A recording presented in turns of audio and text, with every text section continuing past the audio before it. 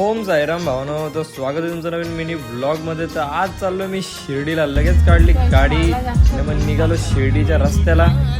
नंतर पुढे पोचल्यावर लागली भूक, मग भूक लागली मग थांबलो इथं जरा साईडला आणि मग घेतलं समोसा वडापाव आणि मग नंतर मस्त बसलो गाडीत खात। म्हणजे ते खाल्ल्यावर परत भूक लागली, मग परत चिप्सचा पॅकेट फोडला। नंतर रात्र झाली, मग आलो आम्ही शिर्डीला। तर सगळ्यात पहिले आम्ही आलो हॉटेलवर, जरा रूम वगैरे बुक केल्या। तर मग आलो रूमवर आलो, मस्त चेंज बिन केला, मस्त तयार झालो।